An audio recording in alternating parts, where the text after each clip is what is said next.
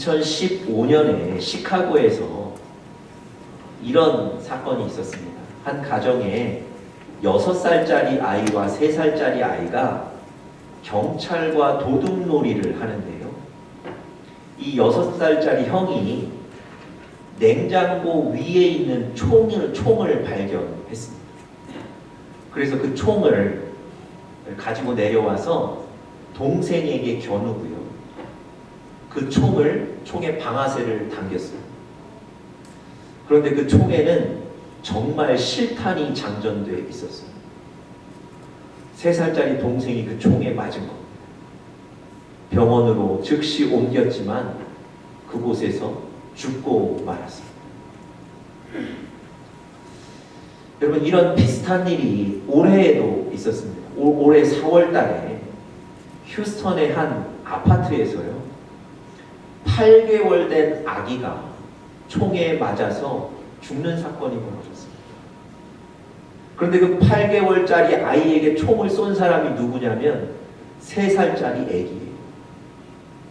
이 3살짜리 아기가 집 어딘가에서 총을 발견하고 그 총으로 그 자기 동생 8개월 된 아이에게 방아쇠를 당기고,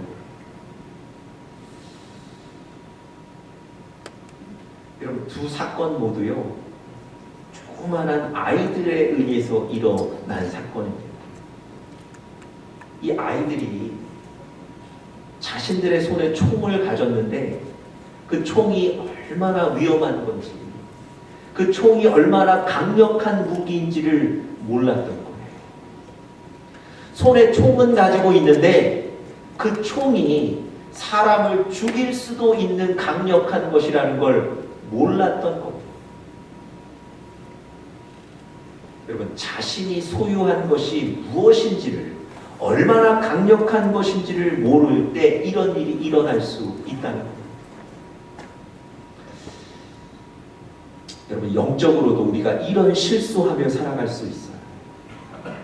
우리 손에 쥐고 있는 것이 얼마나 중요한 것인지, 얼마나 귀한 것인지를 모르는 거예요.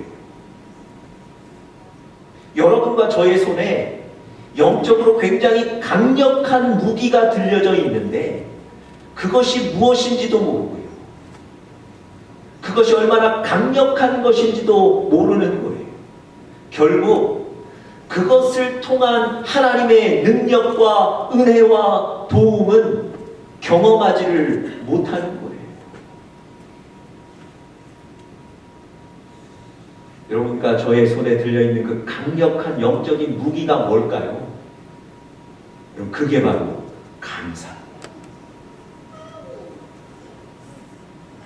감사는요, 하나님의 능력을 우리의 삶에 가져오는 가장 강력한 수단이고 무기가 되는 줄 믿습니다.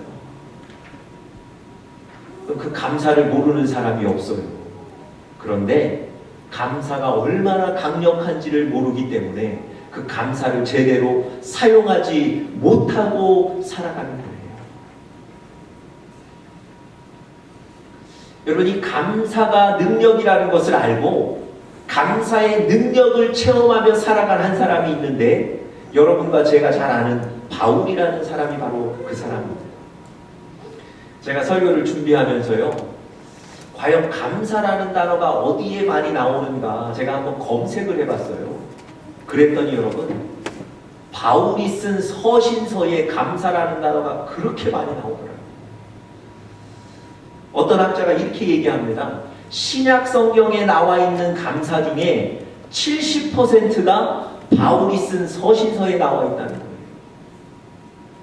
여러분, 바울이 쓴 서신서에 감사가 집중되어 있는 겁니다. 여러분, 바울은요, 다메섹에서 예수님 만나서 인생이 변한 사람이거든요. 그의 인생의 변화를 가장 대표적으로 상징적으로 보여주는 것이 바로 이 감사예요. 여러분, 어디를 가나 누구를 만나나 무엇을 하나 이 바울은 감사를 잊지 않고 늘 선포했다는 겁니다. 먼저 이 바울이 감사한 건요, 자기 같은 사람을, 자기같이 악하고 연약한 사람을 하나님이 용서해 주시고 구원해 주셨다. 이것이 감사와 감격이었어요. 우리 한번 9절 보시겠습니다. 제가 한번 읽어드리겠습니다. 나를 능하게 하신 그리스도 예수 우리 주께 내가 감사함은 나를 충성되이 여겨 내게 직분을 맡기심이니 내가 전에는 비방자요 폭행자였으나 도리어 긍휼을 입은 것은 내가 믿지 아니할 때 알지 못하고 행하였습니다. 우리 주의 은혜가 그리스도 예수 안에 있는 믿음과 사랑과 함께 넘치도록 풍성하였다. 여러분, 바울은요 사실 예수 믿는 사람들 잡아서 핍박하던 사람인데 용서받지 못할 자기를 하나님이 용서해 주셨다는 거예요. 용서해 주실 뿐만 아니라 아니 어떻게 자기 같은 사람에게 사명을 맡겨주실 수 있는가? 그리고 어떻게 자기 같은 사람에게 은혜와 사랑이 넘치도록 주실 수 있는가? 이것에 늘 감사하며 감격했던 사람입니다. 그러니까 어떤 순간에도 누구를 만나도 무엇을 해도 항상 감사가 고백이 되는 거예요. 바울에게는 또 이런 감사도 있습니다. 바울이 빌립보 지역에 가서요 복음을 전하다가 그 지역 주민들에게 고소를 당하고 그래서 감옥에 갇히게 됩니다. 그런데 여러분, 감옥에서 매맞고 아픈 육신과 또 앞으로 어떻게 될지 모르는 그 불안한 미래 때문에 한숨으로 가득해야 될 그 감옥에 이 바울이 찬양을 한단 말이죠. 여러분, 감옥에서 바울의 찬양은 감사의 또 다른 표현이었던 거예요. 그가 감사했을 때 하나님 어떤 일을 이루셨습니까? 우리 다음 구절 한번 같이 읽어보겠습니다. 시작. 한밤중에 바울과 실라가 기도하고 하나님을 찬송하며 죄수들이 듣더라. 이에 갑자기 큰 지진이 나서 옥터가 움직이고 문이 곧 다 열리며 모든 사람의 매인 것이 다 벗어진지라. 여러분, 그 감옥에서 하나님을 찬양하며 감사를 표현했을 때 하나님이 옥터가 움직이고 옥의 문이 열리는 기적을 보여주셨던 겁니다. 바울은 이렇게 감사의 능력을 경험했던 사람입니다. 이런 감사도 있습니다. 바울이 병들어서 몹시 아파서 하나님께 낫게 해달라고 기도했는데 그의 병이 낫지를 않습니다. 여러분, 다른 사람 아플 때 바울이 기도하면 하나님이 낫게 해주셨거든요. 그런데 자기 자신 아파 기도했는데 하나님이 낫게 해주시질 않는 거예요. 얼마나 괴로운 상황입니까?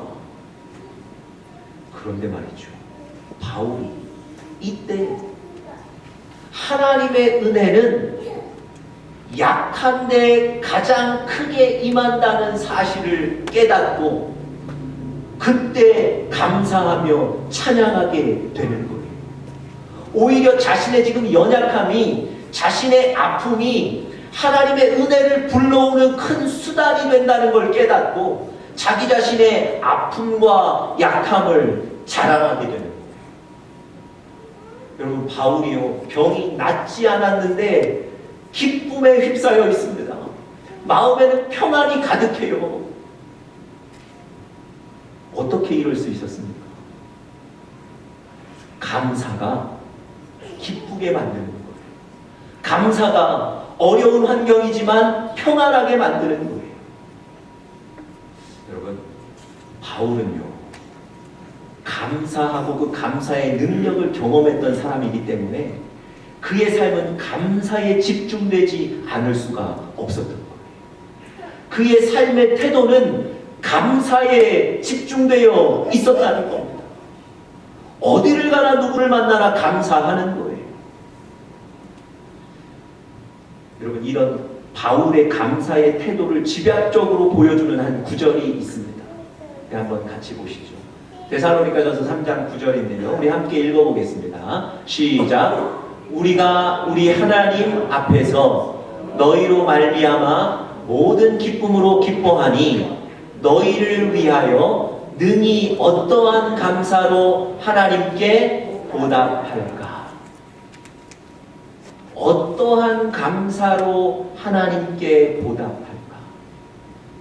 여러분, 바울은요, 감사하기 위해 사는 사람입니다. 어떤 목사님은 바울의 감사를 이렇게 표현하셨어요. 투수가 공을 던질 때 공을 주시하며 기다리던 타자가 찬스를 결코 놓치지 않고 힘차게 쳐내는 것처럼 바울은 감사를 자극하는 그 어떤 순간도 놓치지 않고 은혜로우신 하나님께 감사하는 자였다. 그럼 바울은 하나님께 감사하며 사는 것에 온 관심을 들였던 사람입니다. 여러분, 바울은 왜 이렇게 넘치도록 기도하고 있을까요? 바울은 어딜 가나 무엇을 하나 왜 이렇게까지 감사를 고백하고 있을까요? 감사가 능력이라는 걸 아는 거예요.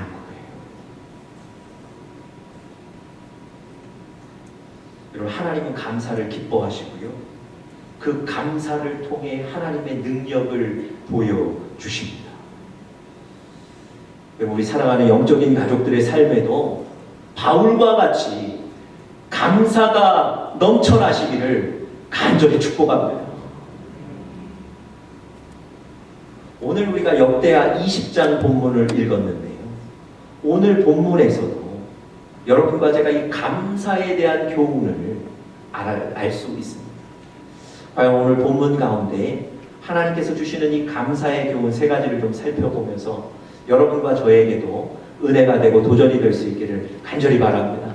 첫 번째, 하나님께서 우리에게 주시는 이 감사의 교훈은요, 감사의 이유는 상황이 아니라 하나님입니다.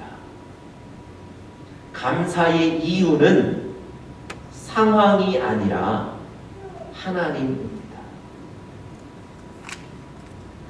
우리를 둘러싸고 있는 조건이 유리하게 변화되어서 감사하는 게 아니고요, 지금도 우리와 함께 계시고 우리를 가장 좋은 길로 인도하시는 그 하나님 때문에 감사해야 될 줄 믿습니다. 오늘 본문의 배경은 이렇습니다. 암몬과 모압의 연합군이 유다를 공격하기 위해 왔습니다. 그런데 이 유다는요, 그 연합군을 이길 만한 능력이 없습니다. 그들을 감당할 만한 군사적인 준비가 전혀 되어 있지 못합니다. 여러분, 이런 전투의 결과는 뻔합니다. 전쟁이 일어나면 유다의 백성들은 칼에 죽는 거예요. 살아남은 사람은 포로로 잡혀가든지 아니면 암몬과 모압의 연합군들에 의해서 박해받으며 사는 거예요. 여러분, 지금 이런 절망적인 순간에 유다 백성들이 처해져 있는 거예요.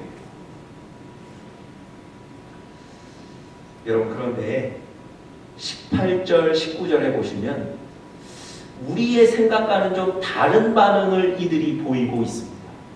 이 절망적인 순간에 어떤 반응을 보이는지를 한번 보십시오. 자, 18절입니다. 여호사밧이 몸을 굽혀 얼굴을 땅에 대니 온 유다와 예루살렘 주민들도 여호와 앞에 엎드려 여호와께 경배하고. 19절, 그앗 자손과 고라 자손에게 속한 레위 사람들은 서서 심히 큰 소리로 이스라엘 하나님 여호와를 찬송하리라. 여러분, 지금 적들에 의해서 완전히 선멸될 위기의 상황인데 왕과 백성들은 하나님 앞에 엎드려 예배를 드리고요, 레위인들은 큰 소리로 하나님을 찬양했다는 거예요. 이 예배와 찬양이 바로 감사의 표현입니다. 여러분, 어떻게 이 절망적인 위기의 상황에 이들은 예배하고 찬양하며 하나님께 감사를 드릴 수 있었을까요? 여러분, 이 찬양하고 감사했다는 바로 9절 앞에 15절부터 17절에 어떤 변화의 상황이 있었길래 이들이 감사했는가 한번 우리가 좀 살펴보도록 하겠습니다. 15절부터 17절에 보시면요, 우리가 기대했던 상황의 변화는 전혀 기록되어 있지 않습니다. 연합군에 대응할 만한 어떤 힘이 생기지 않았습니다. 15절부터 17절에 보시면요, 하나님이 유다 백성들에게 말씀하신 사건만 기록되어 있습니다. 하나님이 이렇게 말씀하세요. 이 전쟁은 너희에게 속한 것이 아니고 하나님께 속한 것이다. 이 전쟁에서 내가 싸울 것이다. 너희는 내일 그 대적들을 향해 나아가면 된다. 전투의 방법까지도 말씀해 주셨습니다. 나가되 너희들은 할 일이 없다. 여러분, 하나님이 지금 유다의 백성들과 함께 계시다는 걸 보여주신 사건이에요. 하나님이 이 위기를 잘 알고 계시고 하나님이 이 위기에 개입하실 것을 선언하신 사건입니다.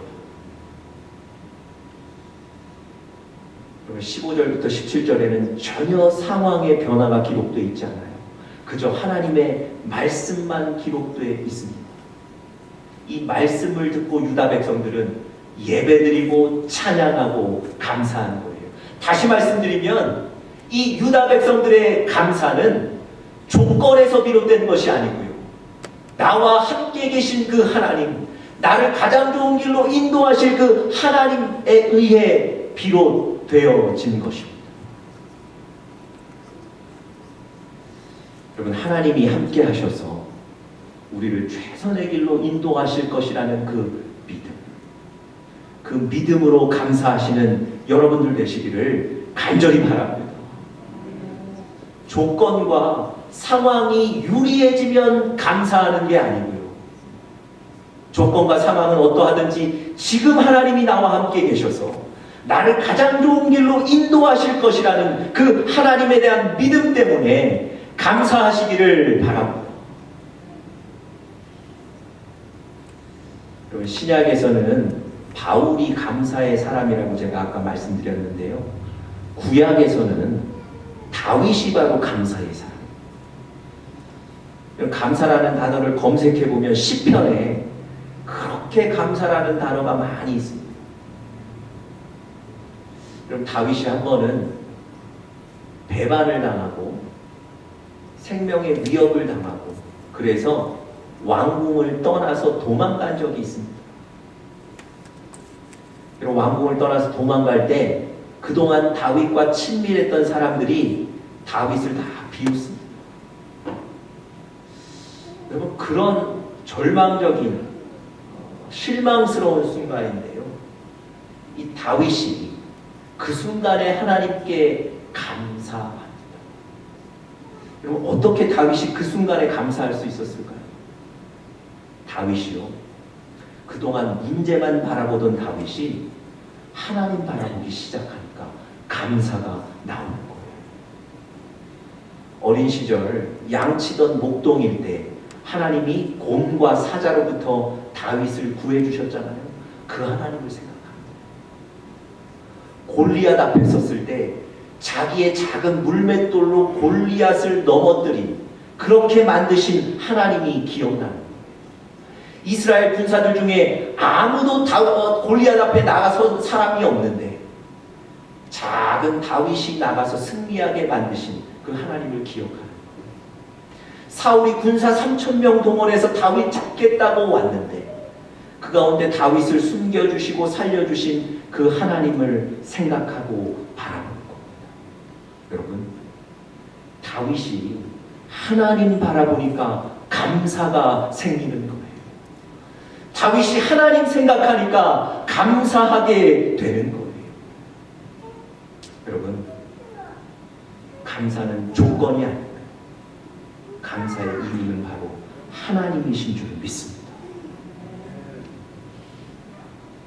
여러분, 우리의 삶에도 많은 전쟁들이 있는데요, 그 전쟁은 우리에게 속한 것이 아닙니다. 하나님께 그 전쟁이 속해 있습니다.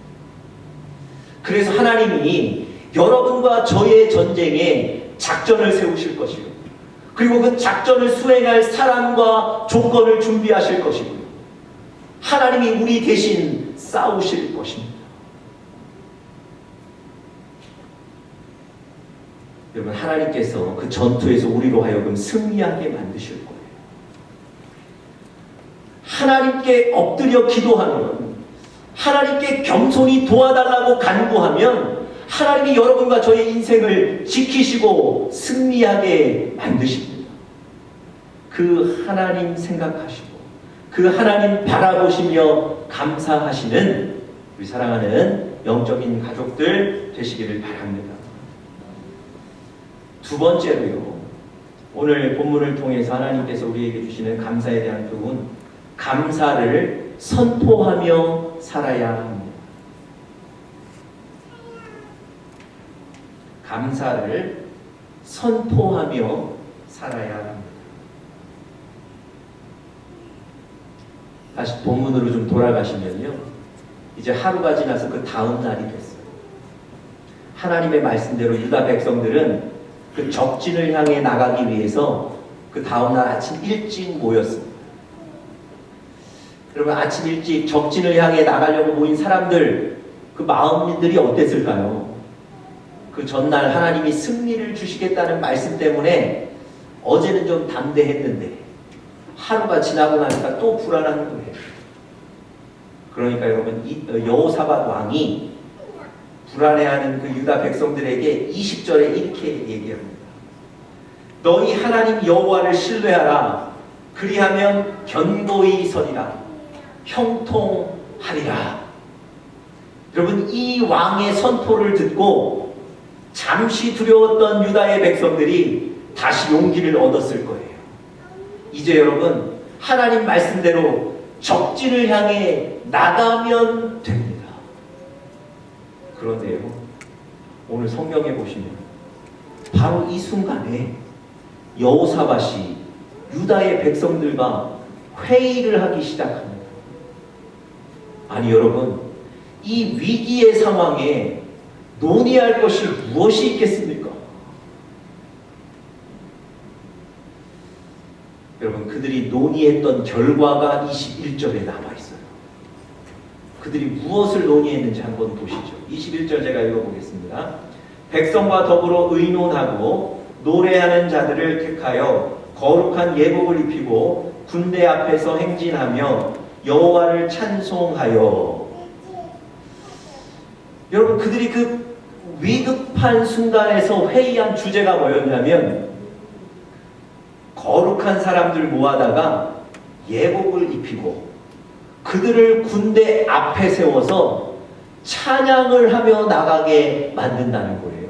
이게 회의의 결과입니다.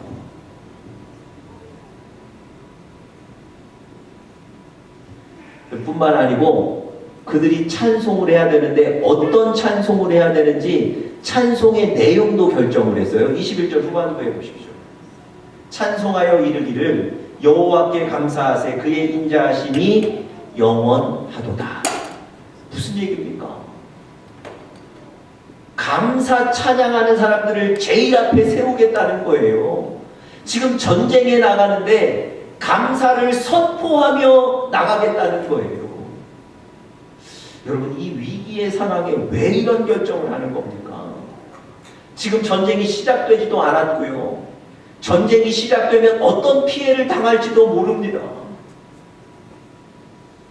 여러분, 그런 상황인데 왜 감사를 선포하자고 논의했을까요?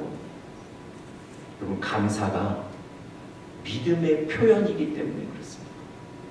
하나님은 그 믿음을 보시고 축복하시거든요.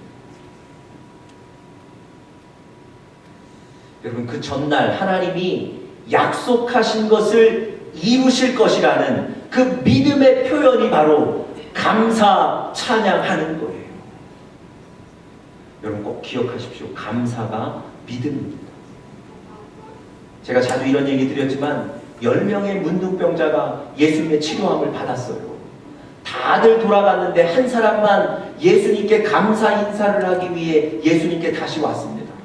예수님께 감사 인사를 하죠. 예수님이 그에게 뭐라고 말씀하십니까? 너의 믿음이 너를 구원하였다는 거예요. 뭐가 믿음입니까? 이 문둥병자가 예수님께 와서 감사하는 것, 그것을 예수님은 믿음이라고 평가하신 거예요. 여러분 기억하십시오. 감사가 믿음이에요. 여러분 여호사밧과 유다의 백성들이 바로 감사, 이 믿음을 표현하는 겁니다. 여러분 이 믿음을 표현할 때 하나님께서 기뻐하실 줄 믿습니다. 최근 몇 년 사이에 그 축구에 새로운 용어가 하나 생겼습니다. 축구에 관심 있는 분들은 아실 것 같은데요. 닭공이라는 용어예요. 닭공. 무슨 말인지 잘 모르시겠죠. 표현이 조금 거칠어도 여러분 좀 이해해 주십시오. 제가 설교를 돕기 위해서 제가 고민하다가 이 얘기를 합니다. 닭공이라는 건요, 닥치고 공격의 준말이에요. 무슨 얘기냐면 축구하는데 뒤에서 수비만 하고 소극적으로 플레이해서는 안 된다는 거예요. 공격이 가장 강한 무기라고 얘기하는 거예요. 그래서 무조건 공격하라는 거예요. 여러분 우리 영적인 삶도 마찬가지입니다. 감사가 가장 강력한 무기거든요. 그러니까 우리도 무조건 감사해야 되는 거예요. 우리는 어떻게 표현할 수 있겠습니까? 닭공에 비교해서 우리는 뭐라고 표현할 수 있겠습니까? 네, 제가 얘기한 게 아니고 여러분이 얘기하시는 거예요. 닭감, 무조건 감사하는 거예요. 왜냐하면 그것이 가장 강력한 무기이기 때문에 그렇습니다. 여러분의 삶에 감사를 선포하며 나가십시오. 마지막 세 번째, 감사에 대한 교훈 세 번째는요, 감사를 통해 하나님이 일하십니다.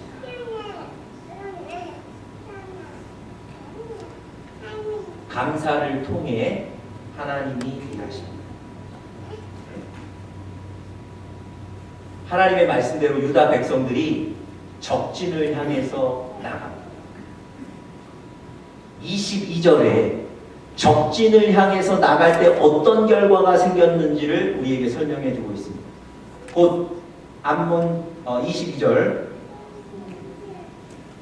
유다를 여호와께서 복병을 두어 유다를 치러 온 암몬 자손과 모압과 세일산 주민들을 치게 하심으로 그들이 패하였으니 무슨 얘기입니까? 하나님이요 복병 군사들을 숨겨두셨다가 그 군사들로 하여금 모압과 암몬의 연합군들을 치게 만드셨습니다. 그들이 어디서 왔는지 우리는 몰라요. 그런데 하나님께서 정말 너희는 나가기만 하고 할 일이 없다고 말씀하신 그 약속처럼 유다가 나갔을 때 하나님께서 숨겨두신 복병들이 이 연합군을 쳐서 패하게 만드셨습니다. 그런데요, 오늘 22절에는 이 하나님의 역사가 언제 일어났는지 시간적인 배경을 분명히 기록하고 있어요. 자, 22절 초반부에 한번 보십시오. 그 노래와 찬송이 시작될 때. 여러분 성경은 하나님의 기적만 역사만 기록하고 있지 않습니다. 언제 하나님이 일하셨는가 그 시간도 적고 있는데요.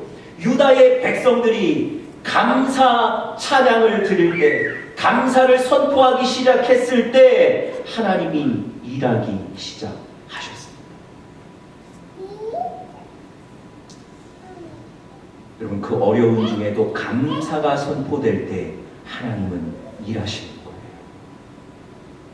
하나님은 백성들이 감사하기를 원하셨고 그들의 감사를 들으시고 그들의 믿음을 보시고 하나님이 일하셨던 거예요. 여러분과 저의 삶에도 이런 전쟁이 있습니다. 우리 삶에 어떤 어려운 일이 생겼는데 도저히 우리는 그 일을 이길 수도 없고 감당할 수도 없고 아무 무기도 없이 그 전쟁에 나가야 하는 때가 있습니다. 그럼 그때 어떻게 하시겠습니까? 그때 무엇 하시겠어요? 감사하시는 거예요. 오늘 이 여호사밧과 유다의 백성들처럼 감사를 선포하시고 나가는 겁니다. 그때 하나님이 여러분과 저의 삶에 일하실 줄 믿습니다. 감사하십시오. 예수님이 물고기 2마리와 떡 5개로 2만 명이 넘는 사람들을 먹이셨다는 오병이어의 기적을 여러분들 잘 알고 계시죠? 우리가 그 기적 능력에만 집중하기 쉬운데요. 그 능력이 일어나는 과정에 주목해 보실 필요가 있습니다. 어린아이가 떡과 물고기 가져 나왔죠. 예수님이 어떻게 하셨습니까? 축사하셨다고 그랬어요. 축사하시고 난 뒤에 나눠줬을 때 기적이 일어난 거예요. 축사라는 게 뭡니까? 단순히 복을 비는 기도가 아니고요. 축사라는 건 감사하셨다는 거예요. 영어 성경에도 보면 그래서 땡스라고 표현되어 있습니다. 예수님이 감사를 올려드리셨을 때 그 기적의 사건이 일어나는 거예요. 여러분, 여러분과 저의 삶에 지금 우리 손에 들려있는 가장 강력한 무기가 바로 감사입니다. 오늘부터 감사를 선포하며 사시는 여러분들 되시기를 간절히 축복합니다.